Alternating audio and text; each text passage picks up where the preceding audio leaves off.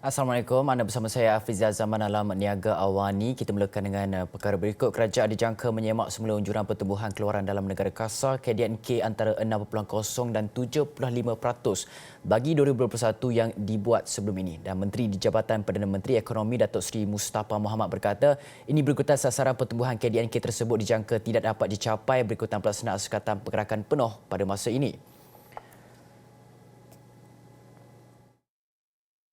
Sekarang pihaknya dalam proses mengumpul maklumat dan apa yang pasti ialah anggaran yang dibuat sebelum ini tidak akan tercapai. Cuma beberapa peratus kurang masih dalam perbincangan. Mustafa yang juga ahli Parlimen Jelly berkata, kerajaan turut menjangka kesan ekonomi akibat Sekatan Pergerakan Penuh yang dilaksanakan ketika ini tidak akan menyebabkan kerugian yang besar seperti pelaksanaan Perintah Kawalan Pergerakan PKP 1.0 pada tahun lalu. Kesan kepada ekonomi pasti berlaku walaupun ada sektor dibuka dalam tempoh Sekatan Pergerakan Penuh pada masa ini. Namun, kesan tidak seteruk semasa PKP 1.0 sehingga mencatat kerugian 2.4 bilion ringgit sehari. Sekatan Pergerakan Penuh fasa pertama yang bermula 1 Jun hingga 14 Jun adalah sebagai langkah untuk melandaikan semula keluk penularan COVID-19 yang kembali melonjak sejak awal April lalu.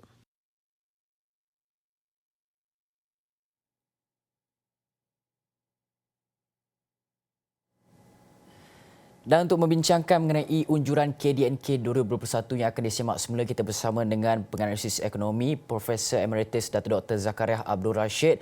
Assalamualaikum, selamat pagi Datuk. Pertama sekali kita nak terus kepada pembincangan unjuran KDNK. Berapa sebenarnya unjuran yang realistik perlu kita fikirkan untuk tahun ini, Datuk? Assalamualaikum dan selamat pagi Hafizi. Terima kasih banyak kerana memberikan peluang pada saya bercakap lagi.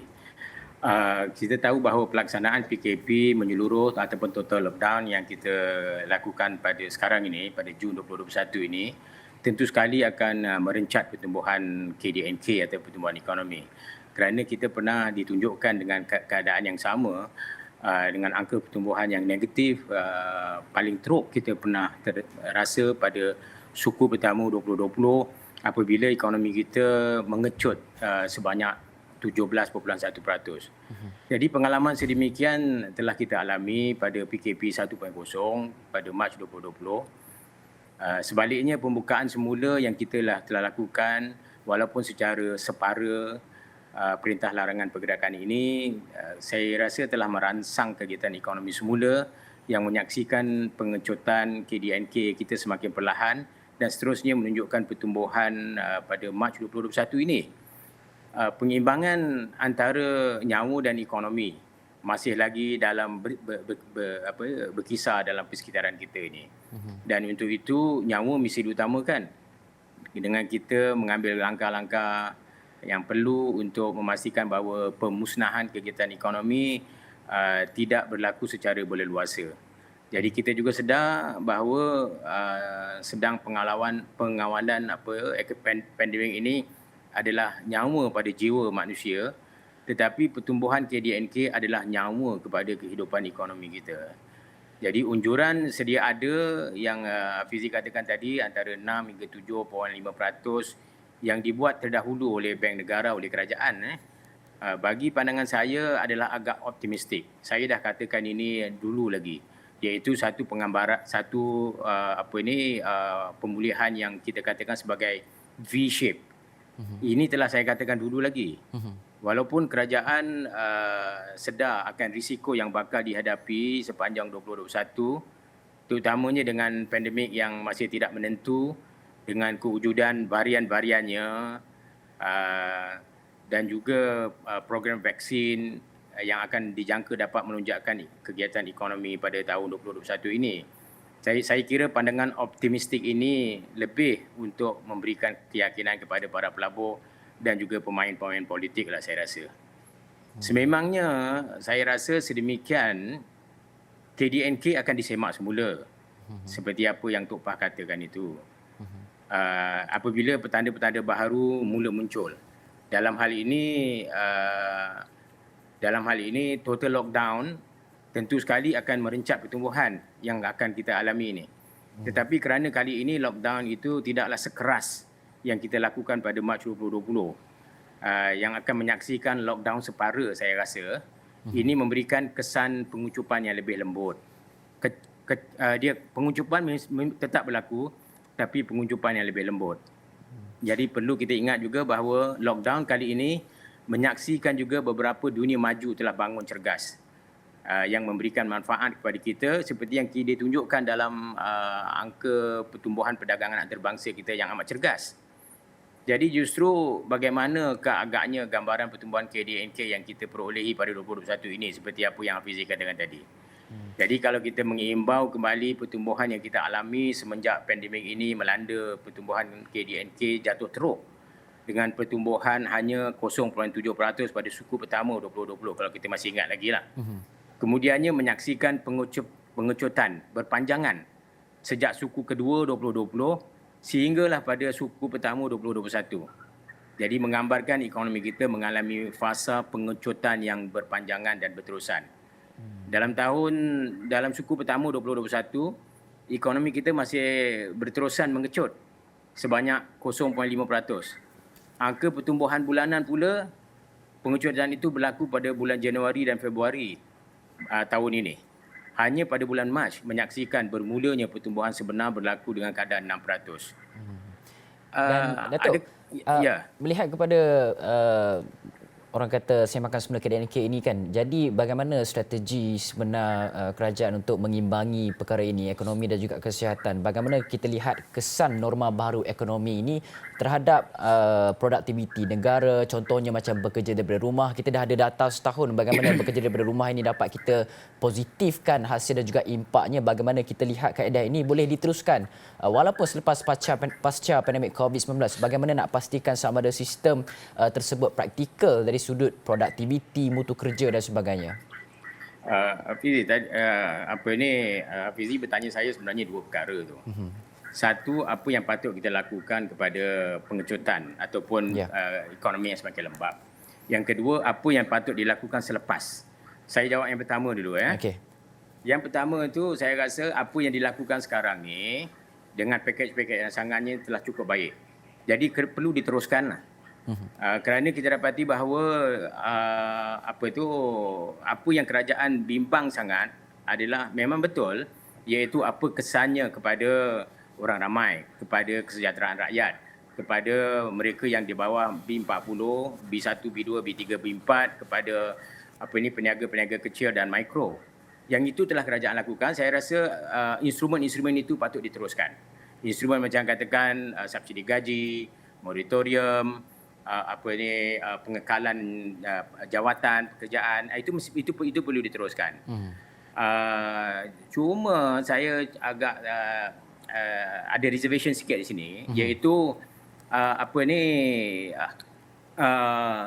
langkah-langkah tadi itu telah berjaya mengekang kejatuhan pengangguran.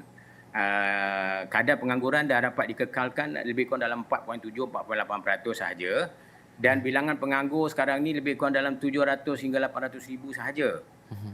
Dan kita harapkan dengan total lockdown pada kali ini, kita harapkan sajalah bahawa kadar pengangguran itu dapat dikekalkan demikian dan tidak melebihi 1 juta orang yang menganggur. Jadi kita harapkan demikian berlaku, dan saya rasa perkara itu boleh dilaksanakan. Tetapi ada seperkara lagi, iaitu kadar pengangguran yang dihadkan demikian sebenarnya tidak menggambarkan keadaan hakikat pengangguran yang sebenar. Sebenarnya apa yang berlaku ialah kadar pengangguran yang kekal pada 4.7, 4.8% dan juga bilangan penganggur yang kurang daripada 1 juta itu telah menyembunyikan satu hakikat bahawa kita juga sedang mengalami kita telah mengalami keadaan fenomena underemployment yang berleluasa, iaitu dua perkara di sini, iaitu mereka yang dianggap bekerja tetapi bekerja kurang jam bekerjanya. Dan ini sedang berlaku secara mendadak naik ini. Dan keduanya, mereka yang bekerja tetapi dengan bidang pekerjaan yang tak sepadan dengan kelulusan kemahirannya. Dan ini telah berlaku dulu lagi dan terus berterusan berlaku. Jadi keadaan underemployment ini saya rasa sangat membimbangkan. Dan tetapi kerajaan tidak boleh berbuat apa-apa kerana kerajaan telah memilih untuk mengekang kadar pengangguran meningkat ataupun bilangan pekerja meningkat. Kerana kita mendefinisikan penganggur ini, bagi kita mendefinisikan penganggur ialah mereka yang tidak ada kontrak pekerjaan. Kita panggil dia penganggur. Kita tidak pula mengatakan mereka yang bekerja tetapi bekerja dalam bilangan jam yang berkurangan, jam yang sedikit, ataupun bekerja dalam bidang kemahiran yang di bawah daripada bidang kemahiran dia. Jadi kita anggap dia bekerja juga, tapi ini dipanggil sebagai underemployment. Perkara yang kedua yang Hafizi tanya tadi ialah apa patut dibuat selepas COVID, selepas pandemik ini. Perkara ini saya fikir ialah perkara jangka panjang. Dan ini perlu dibuat satu kajian yang menyeluruh, sebab saya nak tegaskan bahawa sebelum kita memasuki pandemik COVID-19 ini juga, kita sebenarnya bukanlah duduk dalam keadaan yang selesa ekonomi kita. Kita menghadapi banyak masalah di dalam struktur ekonomi kita. Produktiviti kita yang tumbuh lembab,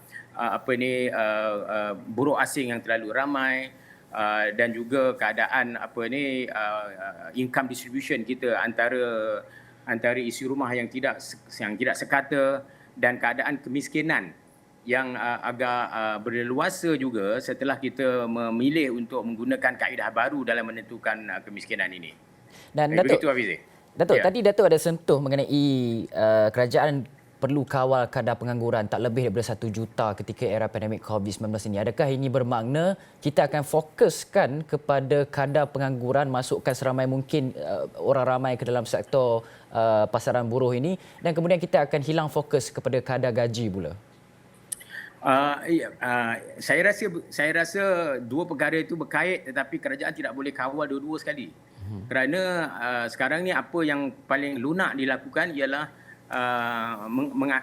mengadakan satu angka pengangguran yang sedap mata memandanglah. Iaitu lebih kurang 4.7% ataupun kadar pengangguran lebih kurang daripada 1 juta. Tetapi saya katakan tadi, apabila mereka yang bekerja ni, yang tidak menganggur ni, bekerja dalam jumlah jam yang kurang, ataupun mereka ni bekerja dalam bidang pekerjaan di bawah daripada kemahiran mereka, tentunya gaji mereka rendah. Dan kajian dah menunjukkan bahawa median wage ataupun median wage, gaji penengah bagi pekerja-pekerja yang ada sekarang ini sudah merosot. Dan begitu juga bilangan mereka yang bekerja sendiri juga telah merosot sebenarnya. Jadi ini natijah daripada kita mengawal bilangan penganggur ataupun kadar pengangguran. Saya kata tadi, kerajaan tak boleh kawal dua-dua sekali. Satu, kalau dikawal satu lagi akan terpaksa terkesan. Okey, baik. Terima kasih Profesor Emeritus Datuk Dr. Zakaria Abdul Rashid, penganalisis ekonomi, atas perkongsian pandangan berkaitan dengan unjuran KDNK 2021 yang akan disiamak semula. Kita akan berhenti dulu rehat seketika, kita akan kembali selepas ini.